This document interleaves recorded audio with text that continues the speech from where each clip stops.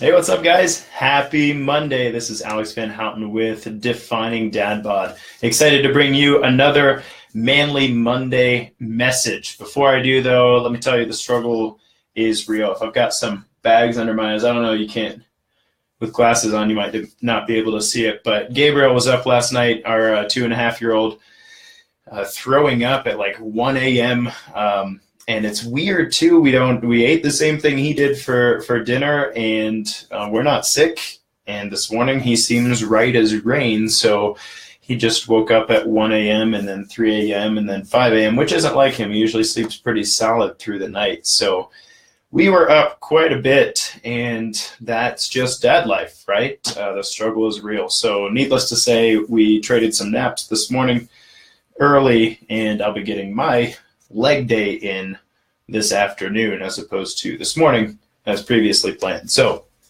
Manly Monday today comes to you.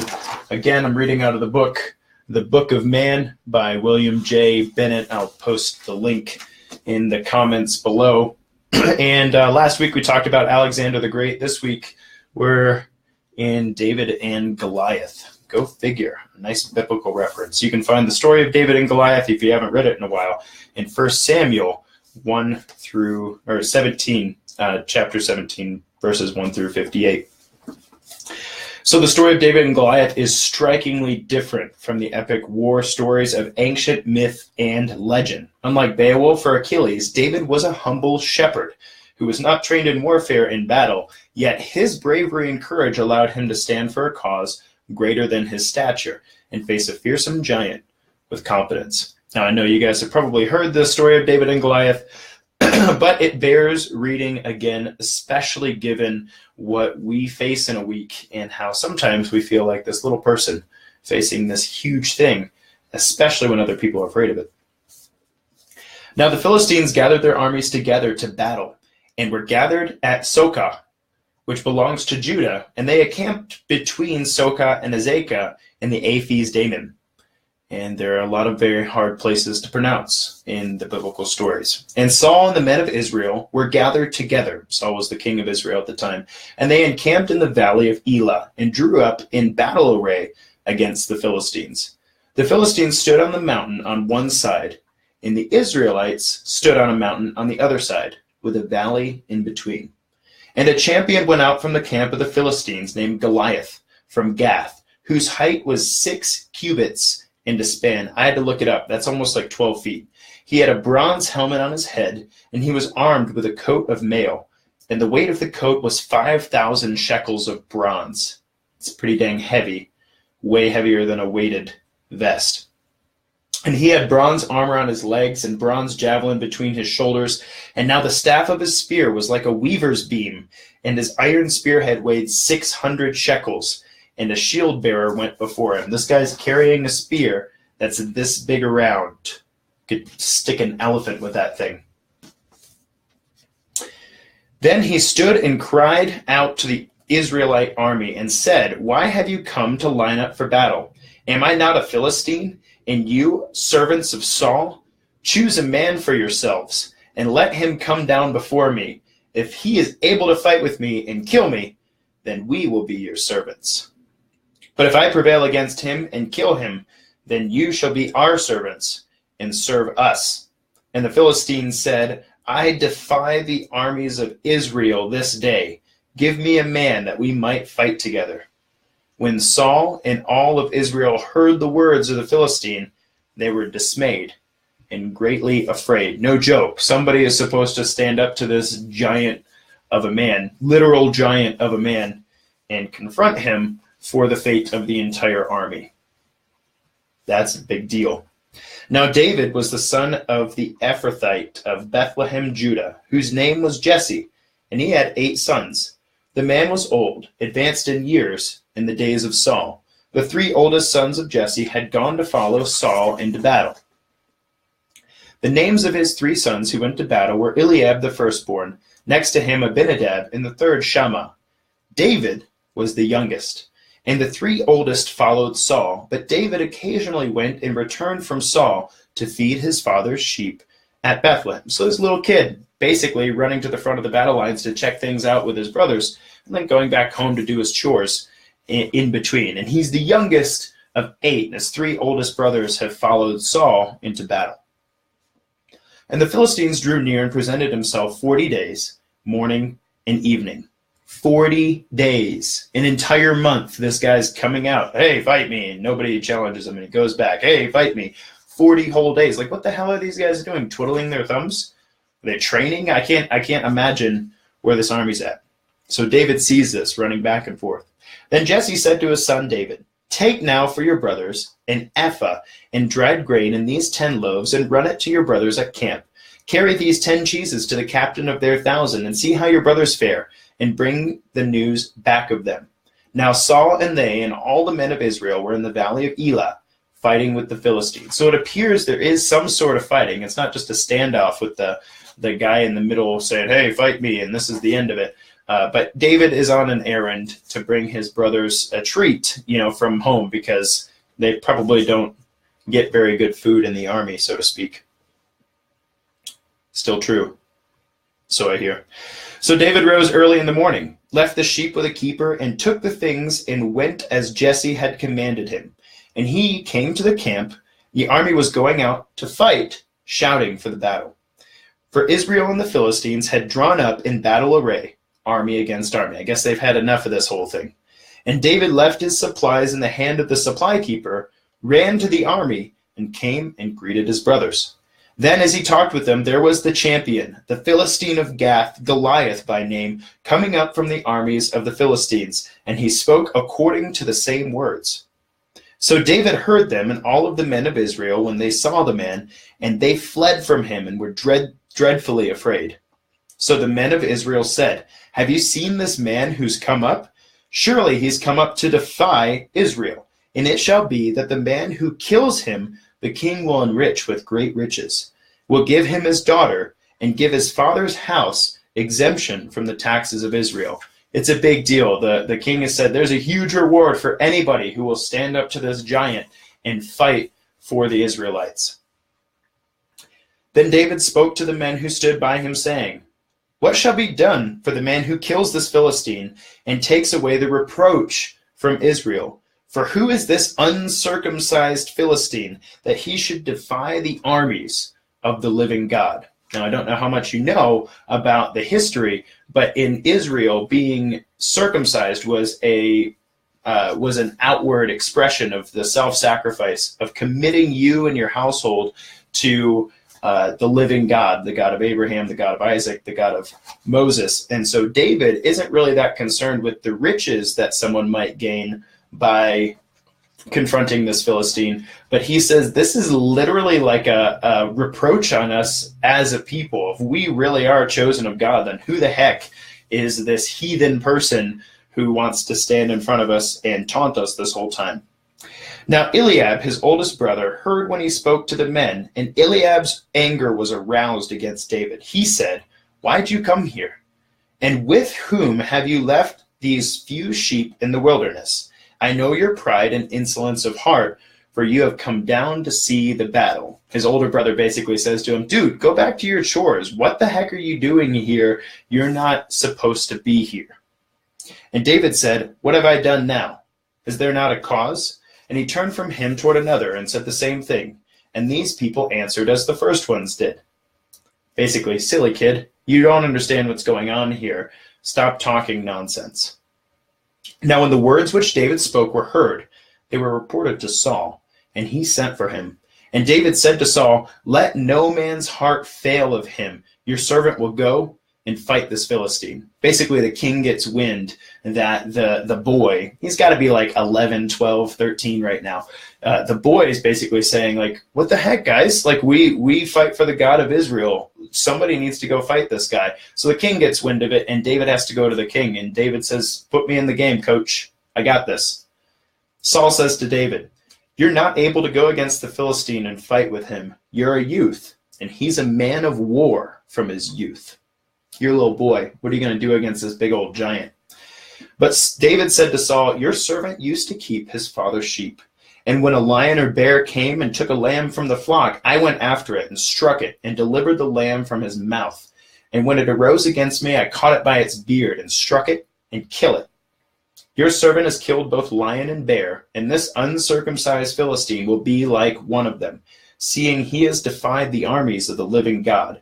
Moreover, David said, the Lord who delivered me from the paw of the lion and the paw of the bear will deliver me from the hand of this Philistine.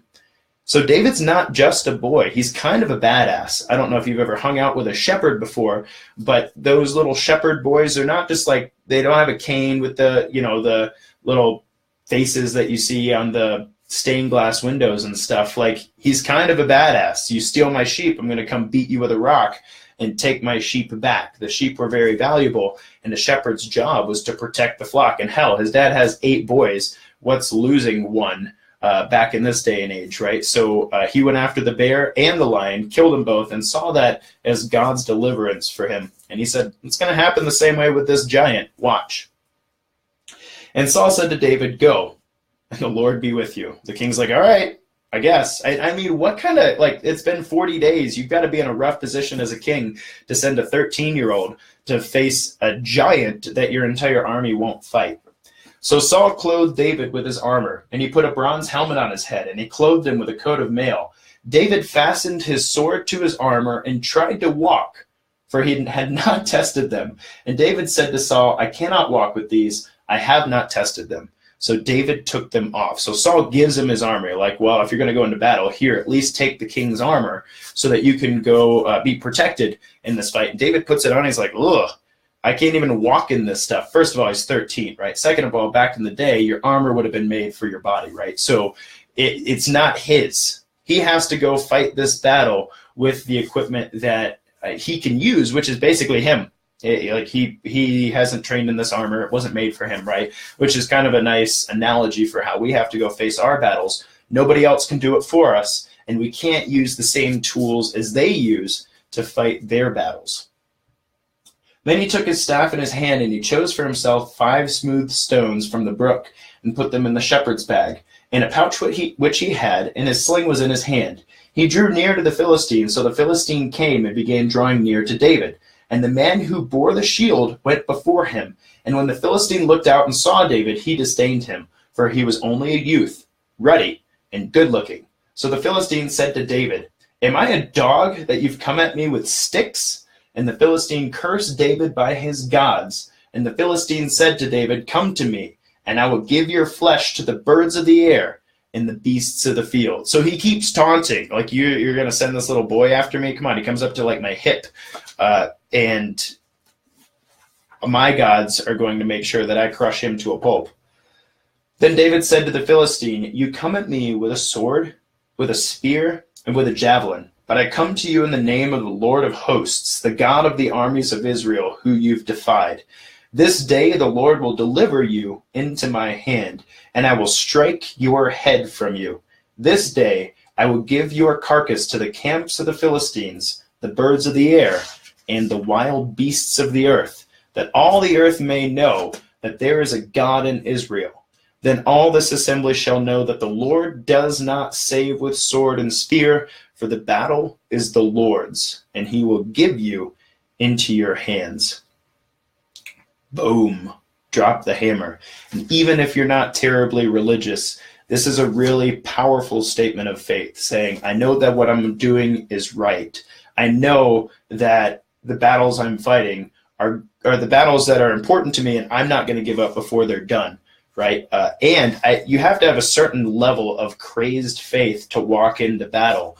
If it's not like a sword and spear, an actual army setting, every single day at work, every single day in family, every single day when you're working to be a better man for yourself, you face stuff on a regular basis that just kicks your butt. And you have to have a certain level of faith that'll keep you moving forward.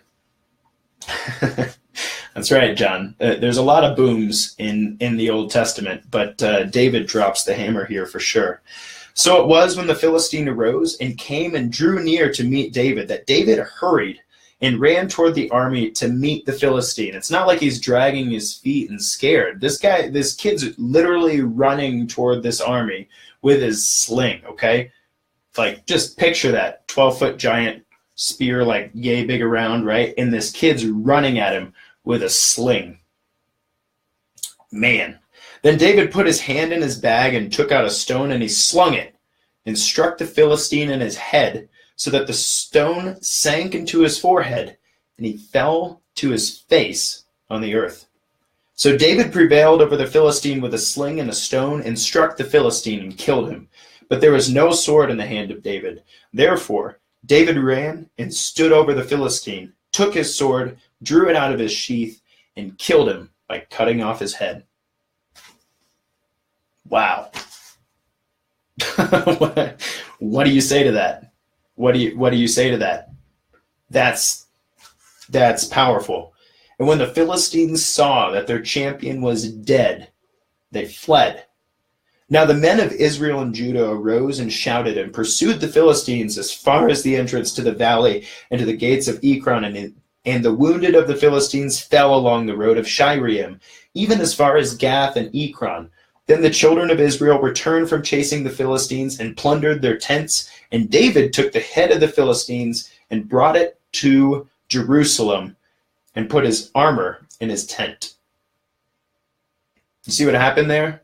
The whole army was scared. They've been going at this for a month. One guy took an unconventional weapon and a whole lot of faith and took down the giant that people didn't think could be taken down. And then the entire city, the entire army of Israel, suddenly, like, they're all manning up. They're like, holy crap, we can do this thing. Boom. And they pursue the Philistines to even their cities, and the battle was won. And it wasn't simply because they all, I don't know, chanted some awesome thing and they found the new technology. They have longbows. They didn't have longbows back then. There wasn't any like magic bullet. It was one guy with enough faith to stand up even in the face of something that people thought was unwinnable. And everybody saw it happen, and so they were inspired to kick ass and take names.